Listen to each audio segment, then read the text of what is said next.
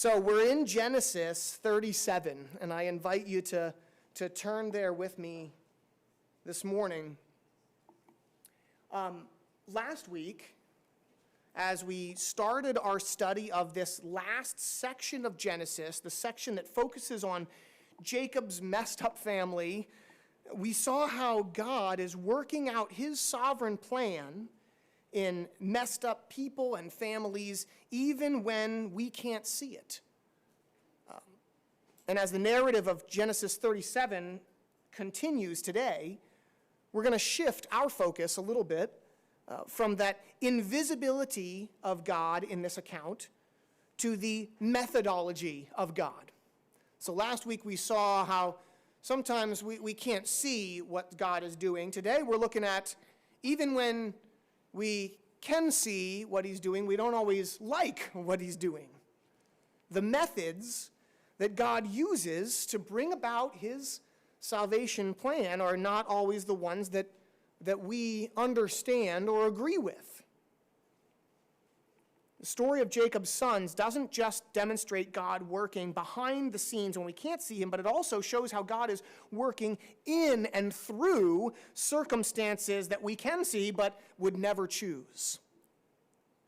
It's a sobering thing. The main point that I'm driving at today, that I think is the main point of this passage, is that God brings about his saving plan in ways we don't always understand or agree with. But I think there's great hope in realizing that point. The hope is, if God brings about his saving plan in ways we don't always understand or agree with, that means even in our anxieties and griefs, we can trust him.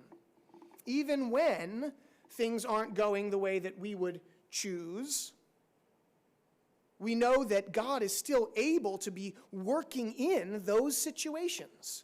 God's not just working in our lives when the sun is shining and we're feeling good. He's working through the really hard things too. Let's dig into this passage and see how that invisible hand of God not only saved Joseph from his murderous brothers, but also set in motion the events that would save the entire Israelite clan, as well as many others in the year ahead. I want us to notice what kinds of methods exactly God can use to work out his plan. God is kicking off kind of this greater plan that we're going to see unfold gradually throughout the rest of Genesis. But what methods can he use to do this, to work out his plan? Well, the first thing I think that we see here is that God can use our obliviousness. Look with me at verses 12 to 17 of Genesis 37. It says, now his brothers, Joseph's brothers, Joseph is the one who'd been having these dreams about one day ruling over everybody, and his brothers hate him for it. It says his brothers went to pasture their father's flock near Shechem. This is like 50 miles away from where Jacob is currently living. And so Jacob says, Israel, it calls him Israel here. It's another name for Jacob. There in verse 13, he says to Joseph, his favorite son, are not your brothers pasturing the flock near Shechem? Come, I will send you to them. And Joseph says, here I am. Or, so be it. Or, it's a word of agreement there. Sure, I'll go. And he says, go and see if it is well with your brothers and with the flock, and bring me word. So he sent him from the valley of Hebron, and Joseph came to Shechem. Now, what I think we see here is Jacob's obliviousness. Jacob or Israel, whichever name of him you want to use here. You see his obliviousness here. Where did the last few verses leave the account? What did we look at last week? Or maybe if you weren't here last week, just look now at the first 11 verses of Genesis 37. What did the narrator just get done telling us? That Joseph's brothers had this growing hatred for him, right? There's these multiple points. Verse 4, when his brothers saw that their father loved him more than all the brothers, they hated him and could not speak peacefully to him. They couldn't say a kind word to this guy. And it says in verse 5, Joseph had a dream, and when he told it to his brothers, they hated him even more. And then it says in verse 8, his brothers hated him even more for his dreams and for his words, the fact that he told them these dreams. And then, of course, it ends in verse 11 with the brothers kind of this boiling jealousy, right? His brothers were jealous of him, but his father kept the saying in mind. Where we just left off in Genesis 37, verse 11, you get this picture of this rift between Joseph and his brothers, where they hate his guts, and their father is he's kind of pondering. He's trying to figure out, like, okay, is there something to these dreams that Joseph is having or not? And what does Jacob, the father, do? He says, hey, son, my prized, my favorite boy, why don't you go out into the middle of nowhere to check on these brothers who hate you? There's an irony here. I didn't notice it until one of the commentators I was reading pointed it out. In the original language, he says there, go now and see if it is well with your brothers. And actually, the original Hebrew language is well with your brothers and well with the flock. That word well is the Hebrew word shalom. You might know that word. It might sound familiar to you. It's a word for peace and wholeness and goodness. And so he's saying, go check out the shalom of your brothers and the shalom of the flock. And the last time that word shalom was used in this chapter was up in verse 4. It says his brothers hated him and could not speak shalom to him. So this is where we're getting this idea that Jacob is pretty oblivious. If he didn't notice this dynamic between his sons already, there is no shalom for Joseph from those brothers. And Jacob says, go check on their shalom. And Joseph says, sure. Joseph says, here I am, I'll do it. And so he goes. I think there's a possible hint of obliviousness from Joseph as well, obliviousness to the danger that he's in his readiness to follow his father's instructions. That in verse 13 there, where he says, here I am, that or very well in the NIV, that's a word of agreement, and it's sort of like you don't get any protest from Joseph of like, Dad, do you really think this is a good idea? Because those guys hate me, and I don't think it's going to work out very well if I go and try to see how things are going. You get a hint of his obliviousness, but we're really told of his obliviousness, or maybe vulnerability is a better word, in the next few verses. So Joseph goes. He goes to the valley of Hebron, and he comes from the valley of Hebron to Shechem. And it says in verse 15, and a man found him, that's Joseph, wandering in the fields. And the man asked him, what are you seeking? Well, I'm seeking my brothers, he said. Tell me, please, where they are pasturing the flock. And the man said, they've gone away. I heard them say, let's go to Dothan. That's another 10, 15 miles up the road. So Joseph went after his brothers and found them at Dothan. The picture we get of Joseph here is he's not really aware of the extent of the danger to his own life that he's in going to check on his brothers. And then even when he gets there, he's just kind of clueless, wandering around a field. And some stranger has to come alongside of him and help him get to where he needs to go. It's a very unflattering picture of Joseph that we get here. He was wandering in the field, oblivious to where his brothers were. And so as we get this opening picture of both father and son, both Jacob and Joseph, just kind of like, oh yeah, this seems like a good idea, let's do this, not realizing the danger that they're putting Joseph in, should give us pause to wonder, how many times has God directed us? How many times has God worked in our lives? How many times has God guided us in spite of our own stupidity, in spite of our own obliviousness? Now, this isn't an excuse to wander aimlessly through life or to live in sinful patterns, but it should be an encouragement that you don't have to have it all figured out for God to direct you and to accomplish his purposes in you. We're going to stumble and fall. We're going to make mistakes, and we need lots of God's grace along the way, don't we? So be encouraged. God can work in spite of your obliviousness and in spite of mine too. But it gets even better. God even works through the downright wickedness of Joseph's hateful brothers. He not only works in spite of our shortcomings or lack of wisdom, but he works even in and through wicked people? Is that really what's happening here? Look at the intentions here. The brothers' intentions start off murderous in verses 18 to 20. It says that they, the brothers, saw Joseph from afar, and before he came near to them, they conspired against him to kill him. There's a great irony there in verse 18. The symbol of Jacob's favoritism of Joseph, what was it? Remember? A coat of many colors, right? And there's some debate on the proper translation of that term, but it's some kind of garment that was noticeable that pointed him out as the favorite. And it was probably that same multicolored garment that enabled them to recognize him from so far away and to actually begin plotting against him. If he had popped onto the scene unexpectedly, they might not have had the time they needed to whip themselves up into a frenzy and plot his demise. So this symbol of favoritism that Jacob gave to his son actually was most likely the thing that enables the brothers to start planning.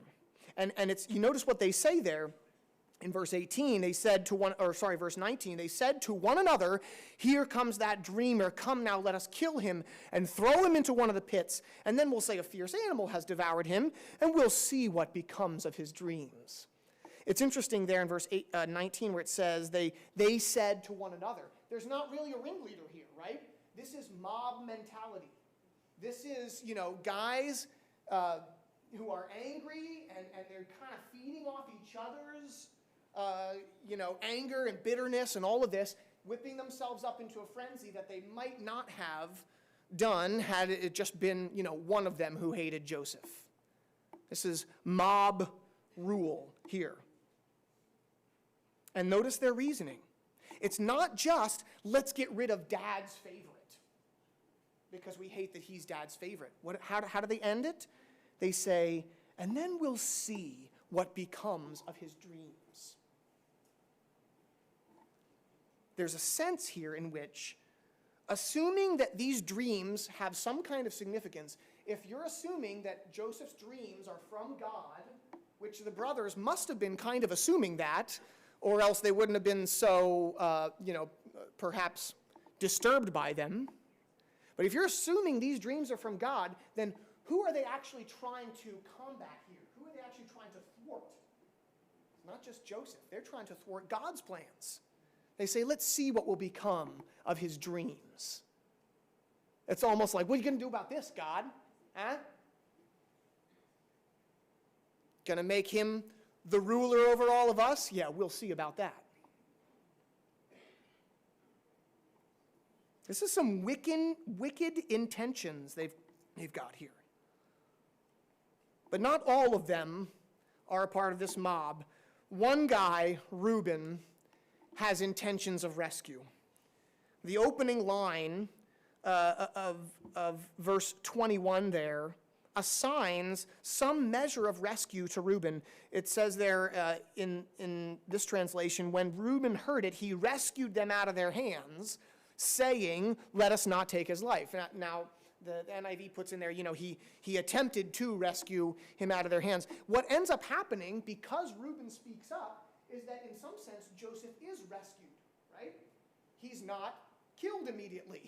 He's thrown into a pit to await further deliberation and discussion. So in some sense, by Reuben speaking up, he does actually rescue Joseph from death, but he's not able to complete the greater plan, the greater plot that he had, unbeknownst to his brothers. It says in verse 22, Reuben said to his brothers, don't shed any blood, throw him into this pit here in the wilderness, but don't lay a hand on him. Why? So that he might rescue him out of their hand and restore him to their father. Reuben had this master plan.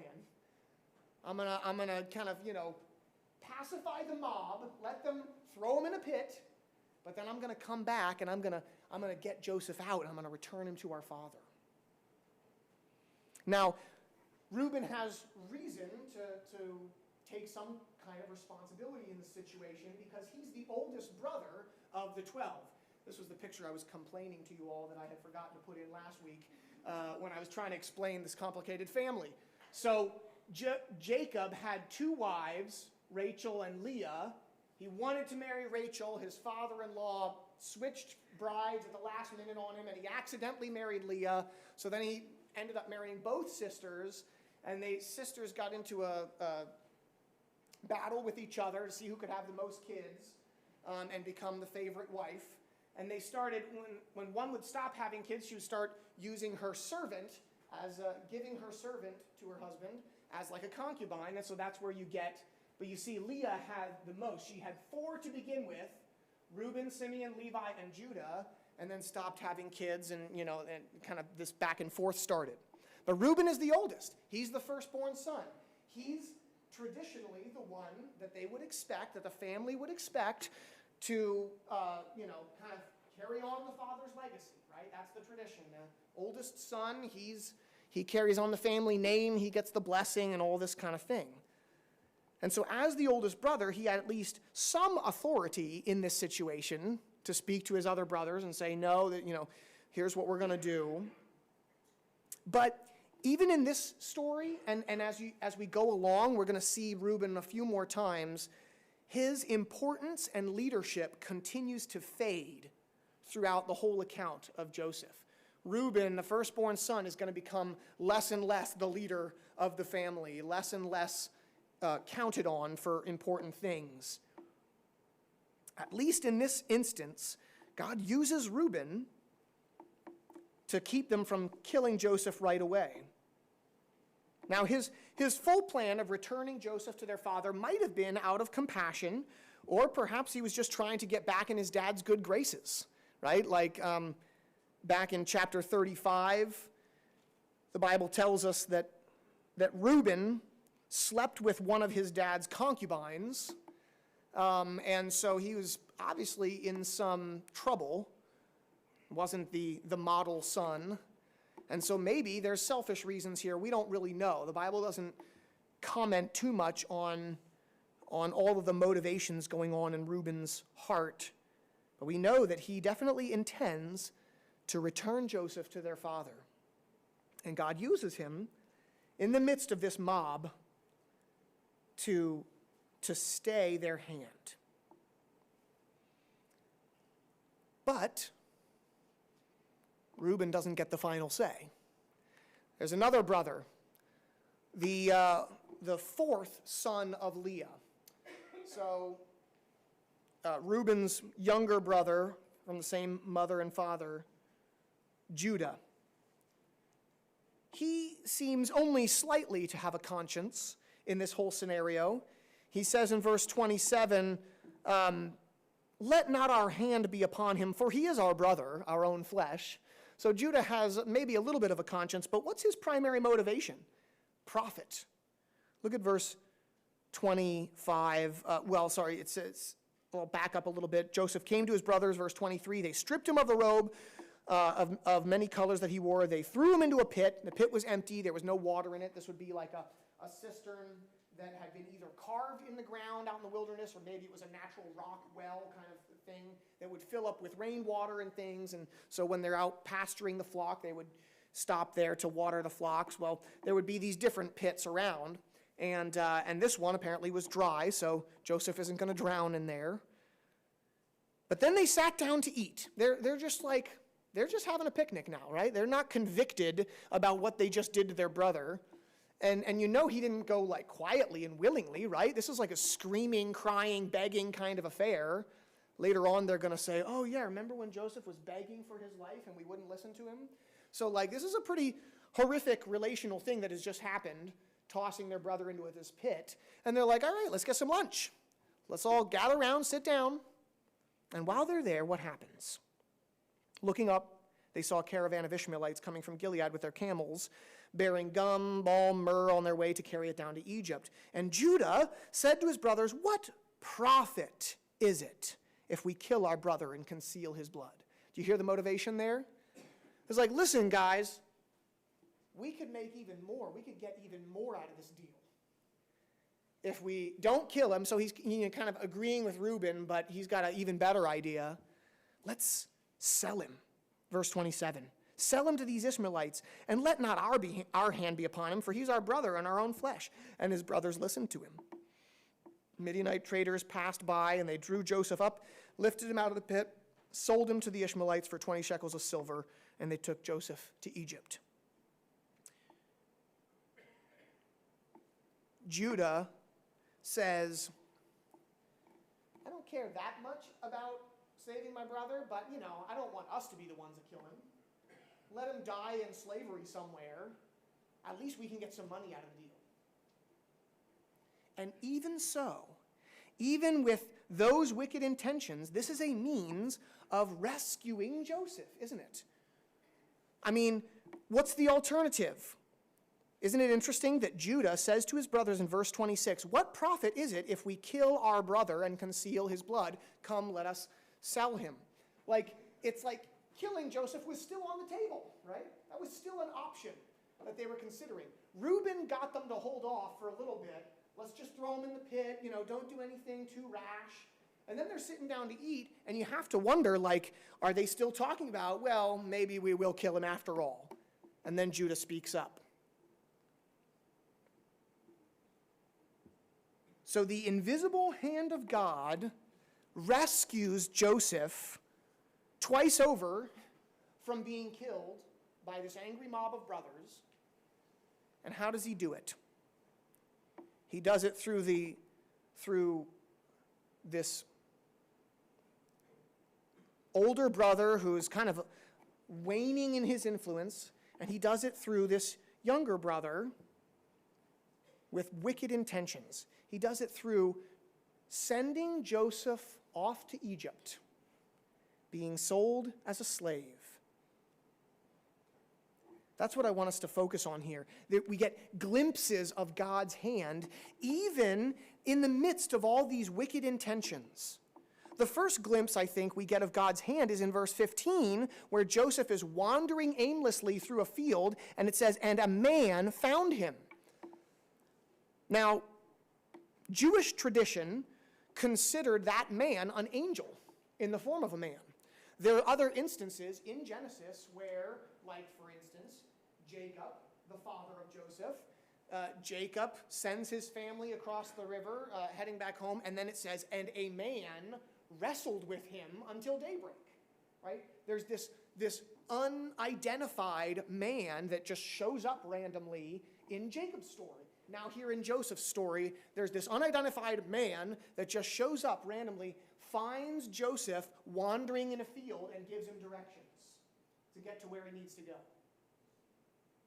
And this man is the one who finds Joseph. It's not the other way around. It's not like Joseph went into the town and asked directions. No, somebody found him.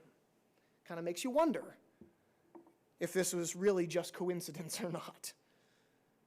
So whether this is an angel in the form of a man, whether this is just some random dude that God is using, whether it's God himself. I mean, God showed up to Abraham, their forefather, looking like a man. It was God and two angels that showed up as men, and Abraham hosted them in his tent for a meal.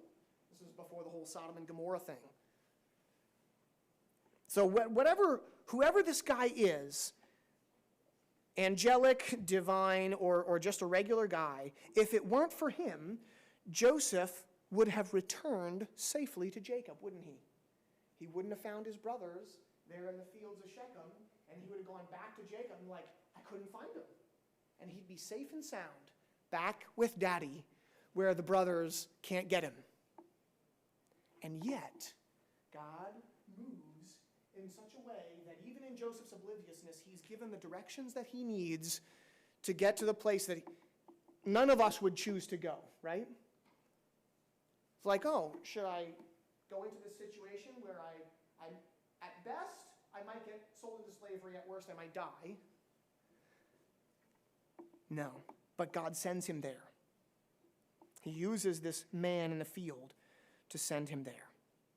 Verse 25 gives us another hint of God's invisible hand behind this. Verse 25 is talking about the brothers. It says, then they sat down to eat, and looking up, they saw a caravan of Ishmaelites. That phrase in the Bible, especially in the book of Genesis, looking up, they saw, it's used several times throughout the book of Genesis. That exact wording of the Hebrew is used several times to refer to important moments. It's a verbal marker of important moments, even acts of God. So when Abraham was sitting at his tent in Genesis 18, it says he looked up and saw 3 men approaching him. And we learn later that it's God and 2 of his angelic messengers who he was going to send down into Sodom and Gomorrah. Later on in Genesis chapter 22, Abraham has been told by God to sacrifice his beloved son Isaac on the altar. You might remember the story, and he's heading to the place where God told him to go, and it says he looked up and saw the place. It's this significant moment of will he obey God or not? And he does. He obeys God. He puts his son on the altar, and he's about to slaughter his own son, and God says, wait, Abraham, stop. And God says, basically explains how it's a test of Abraham's faith. And then it says Abraham looked up and saw a ram caught in the thicket. And they sacrificed that ram instead of Isaac. Key, important God moments, kind of God moving kind of moments. And this phrase is used. And so here, it shouldn't be any surprise that when we get to verse 18 of Genesis 37, the brothers want to kill their younger brother, but they look up and see. And what do they see? Ishmaelites coming.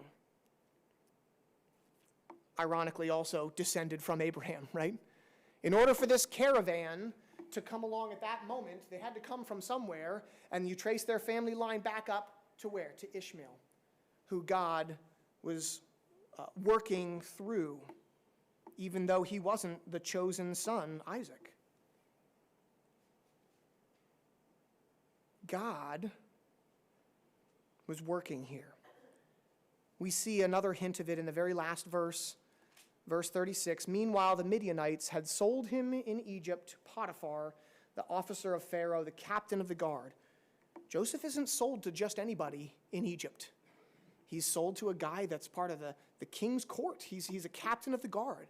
This is an important household that he's going to be serving in. And we see traces of God's fingerprints here. So do you struggle with accepting God's methods of working in your life? Can we trust that God is working even through wicked people and terrible events in our lives, in the world? I mean, when you turn on the news or social media and you see what's happening, is God doing something in that? Joseph's story says, yeah, God is working even through wicked people and their wicked intentions. Understanding the events in this passage in their larger context leaves us with, I think, no other explanation than to say God is behind all of this, even though it really looks totally out of control. But there's something else we can't escape here, and that's the pain and the suffering brought about by these wicked brothers and their evil actions. Yes, we can trust that God is at work, even though really tough things are happening. Even through those tough things, God is at work. But knowing that truth doesn't remove all the pain. It's still painful to go through stuff, right? And that's the final thing I want to mention before we close here. Life is still going to feel really hard sometimes. And we see it in the way that Reuben mourns when he gets back. So apparently Reuben was away while the brothers are having their picnic lunch discussion about selling Joseph into slavery. Reuben gets back and returns to the pit. Verse 29, he sees Joseph isn't in there. He tears his clothes in mourning and returned to his brothers and said, the boy is gone, and where shall I go? It's like, what am I going to do now? This is an awful moment in Reuben's life. Then they go through this deception of, dipping the robe in blood so that their father will think a fierce animal devoured him, and their father, Jacob, does and begins his mourning period. And there's an irony here as well. Jacob, the deceiver who tricked his dad with his brother's clothing in Genesis 27, is now being tricked by his sons who are using their brother's clothing to trick him.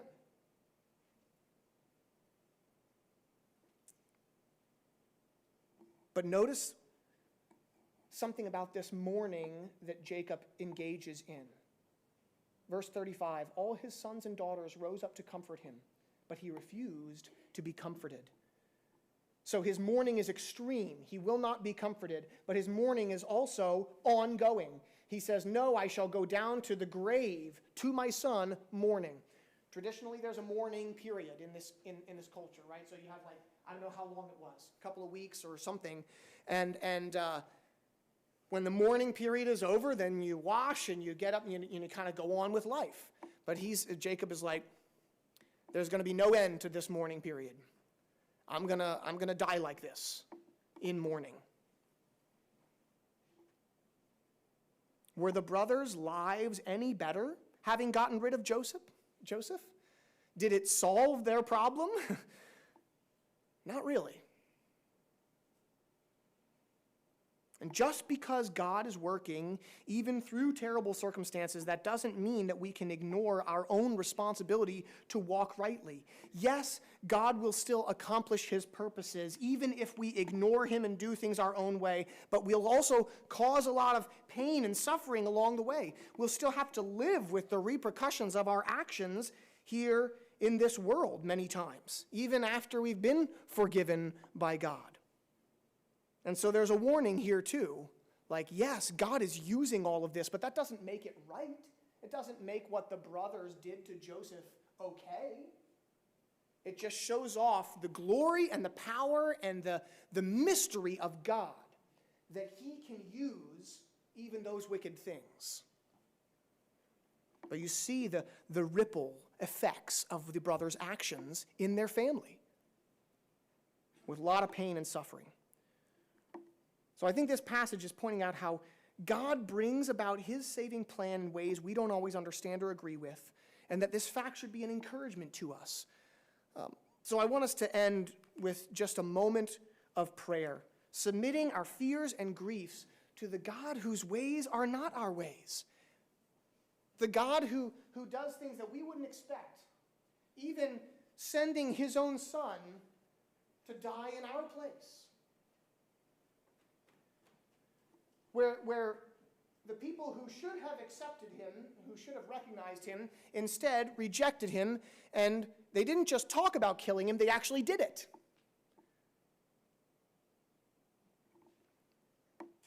They didn't take his clothing and dip it in blood and trick someone into thinking that he had died. No, they took his clothing and gambled over it because he was never going to need it again. God works in ways that we don't understand. What is God taking you through right now? Let's just submit that to him. What are your fears of the future that you are wrestling with? Submit those things to him. Let's take a moment in silent prayer. Let this passage drive us to the Lord with our fears and our griefs, and just look to him, trusting that he is working. Let's pray.